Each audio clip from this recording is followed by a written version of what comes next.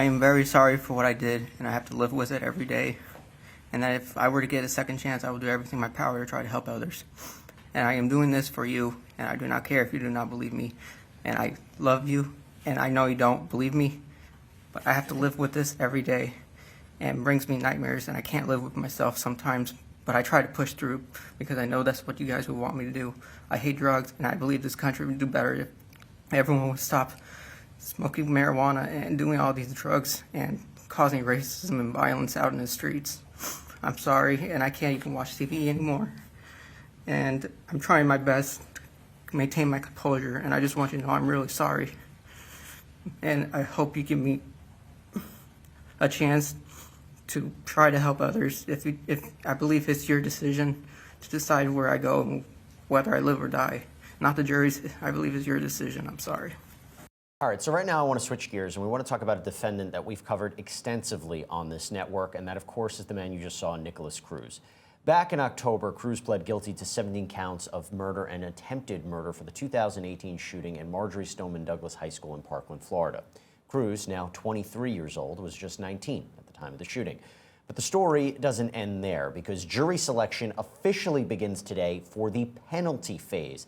This trial will determine if Cruz will face life imprisonment or the death penalty. The panel will consist of 12 members and 6 to 8 alternates, and proceedings could last as long as 4 to 6 months. So we want to bring in our guests to discuss what we could expect in both jury selection and the penalty phase. Karen, I'll start with you on this. Jury selection in this very highly publicized case. I think it's going to be impossible to find a juror who doesn't even know about this or have an opinion on this case. How's that going to work? I agree. And the onus is going to be on the defense, right? Because all of us, not only in Florida, but throughout the United States, if not the world, have heard of this case because of the number of people that lost their lives as well as the people that were injured. I believe it was 17 that were killed and 17 that were wounded.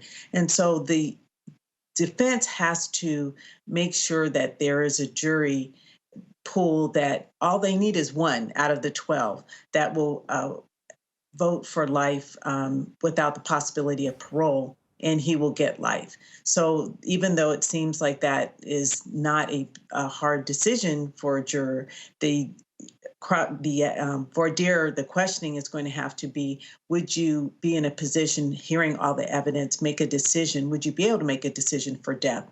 So that is going to be the question, one of the main questions for the potential jurors. And it's going to require a lot of witnesses, expert witnesses, to talk about his background. And he has a pretty extensive background in terms of his mental health issues and a lot of other issues that they have to bring forward.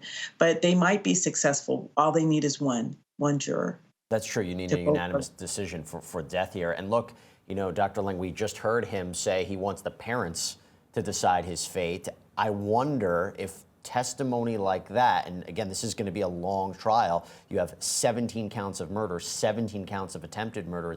It's almost going to be like a little trial, a mini trial, in the sense that, you know, while they're not trying to prove his guilt, that's already been, he's pled guilty to that. We are going to learn a lot of details about this shooting. So what can the defense do to try to humanize him? I mean, if that's a part of it, where he throws the mercy on the part of the jury, will that be significant enough for him?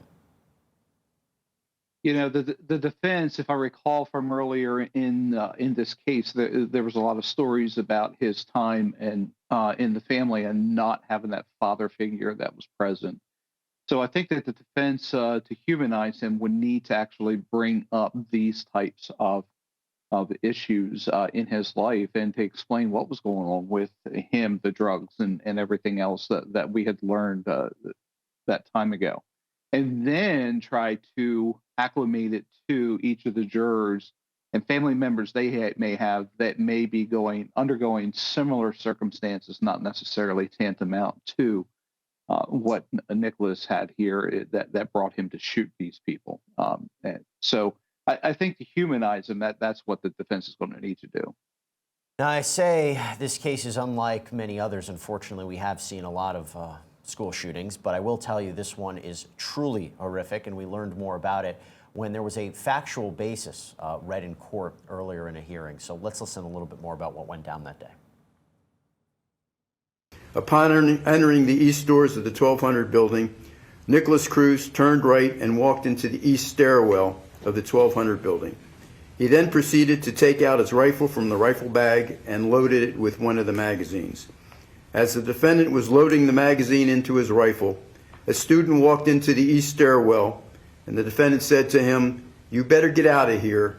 Something bad is about to happen." The defendant then entered the hallway at approximately 2:21:33, and he fired his rifle at 4 students who were in the hallway. 3 of the students were in front of classroom 1215 on the south side of the hallway. Gina Montalto was sitting outside the classroom of 1215 working on her computer. Martin Duque Aquillano and Luke Hoyer were standing next to her, knocking on the classroom door to gain entrance. Ashley Baez was further west, walking down the hallway towards the west doors. The defendant fired his rifle at Gina Montalto, Martin Duque Aquillano, and Luke Hoyer. They were all shot. Ashley Baez was shot in the leg, but she managed to run to classroom 1210 across the hall. Ashley Baez survived her wounds. The defendant then turned and fired into the classroom window door of classroom 1216 on the north side of the hallway.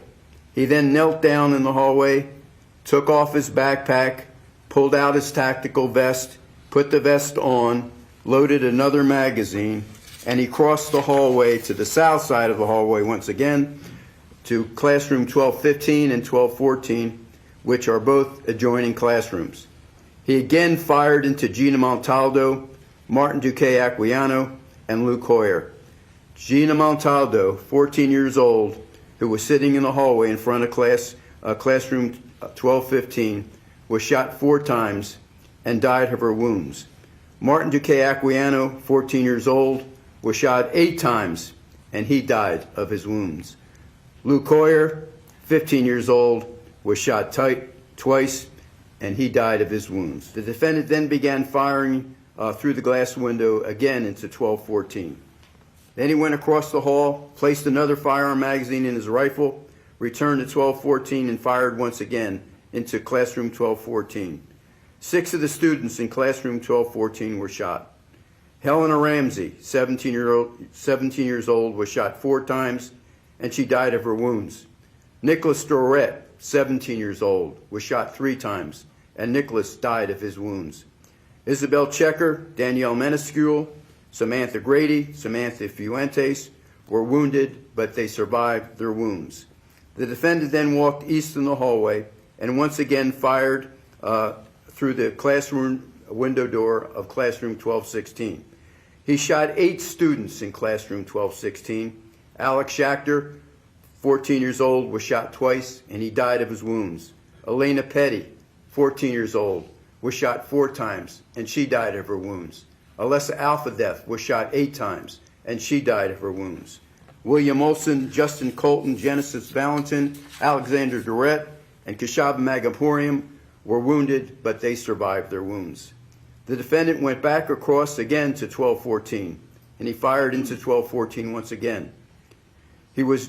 As he was doing that, Coach Christopher Hickson opened the west doors of the first floor hallway and ran in to see what was happening. The defendant fired his rifle at Christopher Hickson, hitting him twice. Christopher Hickson, wounded, crawled across the hallway and hid in one of the alcoves on the north side of the hallway. So, Karen, we know that in death penalty cases, in order for the jury to find for the death penalty, the aggravating factors have to outweigh any mitigating factors. It seems to me the prosecution's not going to have trouble finding aggravating factors here. Absolutely. And luckily for the defense, there are some mitigating factors. He was adopted. He had a mother who abused drugs and alcohol during her pregnancy, which resulted in brain damage to Nicholas. He also apparently was bullied by people at the school, or at least one person that he confided in and thought of as a friend.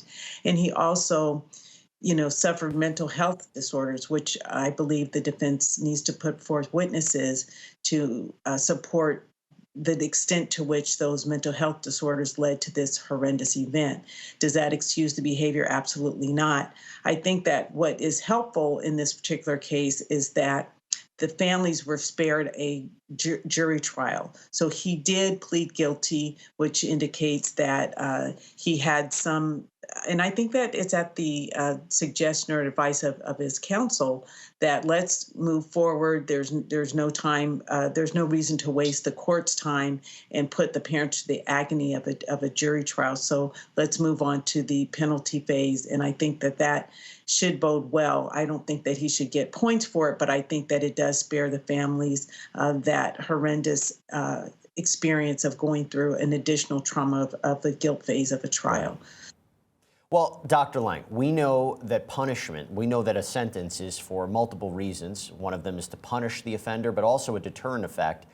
I am curious, how important is this for the state to secure a death penalty against Nikolas Cruz? Obviously to punish, but I would imagine the hope is that if he is sentenced to death, could this, even in the smallest possibility, detract future shooters from committing these crimes? I'm hesitant to say that because I also know that in a lot of cases, the shooters end up killing themselves. They do not care about their own lives. But I'm curious what the effect of a death penalty here could be moving forward. Yeah, I'm not sure. I think our active shooter information that we have is still rather new.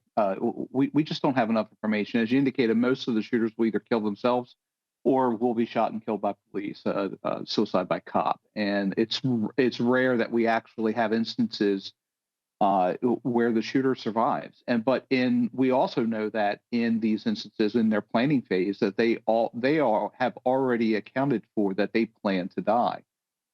And so, the question is does it become a deterrence? Well, we as a nation, it depends on which review or study you're looking at.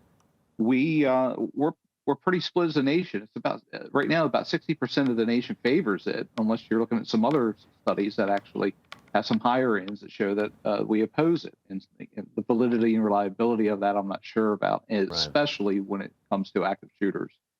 Well, as I said, this is a trial that is planned to last several months once they secure a jury. So we are going to follow it here on Law and Crime. We will see where it goes. It is an important case as much as it is a tragic case. Hi, this is Dan Abrams with exciting news for all of our Law and Crime followers on YouTube.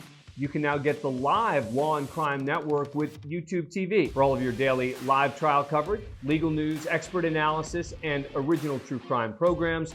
Subscribe to YouTubeTV today and then locate Law and Crime in the channel guide.